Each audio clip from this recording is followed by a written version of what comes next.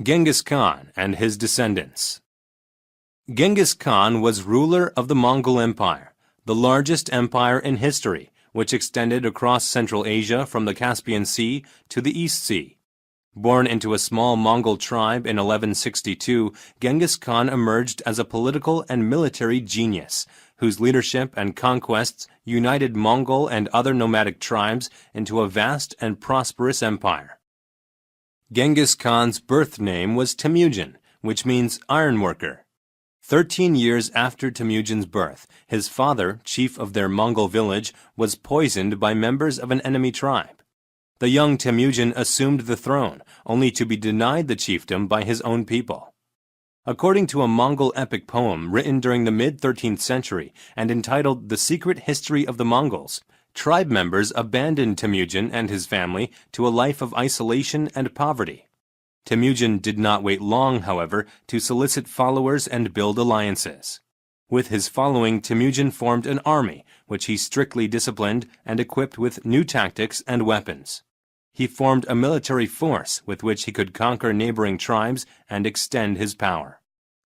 By 1206, Temujin wore the Mongolian crown. During his early rule over Mongolia, Mongol chieftains assembled to bestow upon him the title of Genghis Khan, meaning both universal ruler and invincible prince.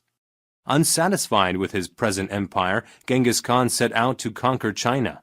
He invaded kingdoms across northern China and in 1215 conquered the city of Beijing, the capital of the Qin Empire. In 1218, the armies of Genghis Khan changed course, attacking kingdoms across the present-day countries of Uzbekistan, Turkmenistan, and Iran. Smaller armies branched from the main, conquering land as far east as the Caspian Sea and as far north as the borders of the Russian territories.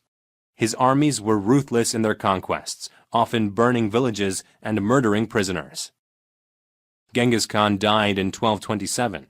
After his death, his son Ogatoy led the Mongol army in an invasion of Europe. Ogatoy's campaign demolished a large part of what is now Hungary and Poland.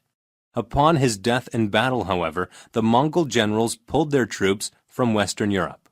Kublai Khan, a grandson of Genghis Khan, next took the throne and completed the conquest of China in 1279, thus establishing the Yuan dynasty, which lasted until 1368.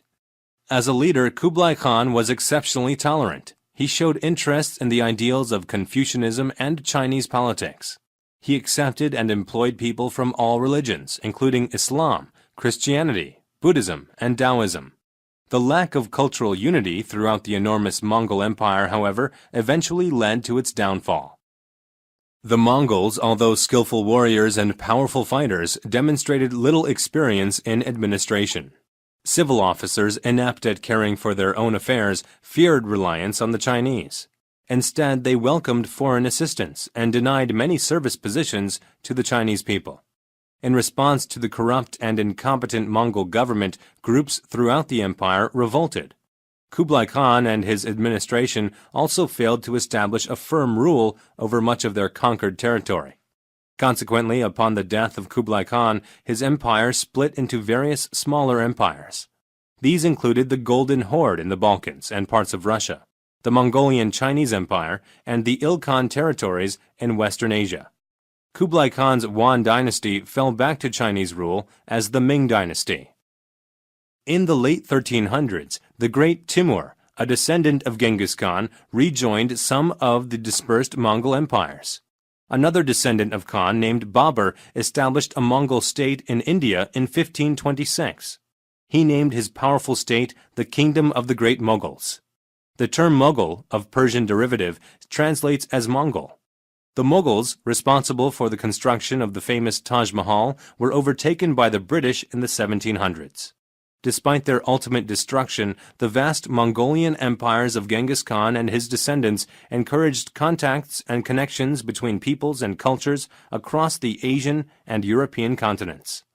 Under their rule, the Mongol peoples emerged from loosely organized nomadic tribes spread throughout Mongolia, Manchuria, and Siberia into large civilizations, prospering among trade routes and growing from the sharing of cultural ideas.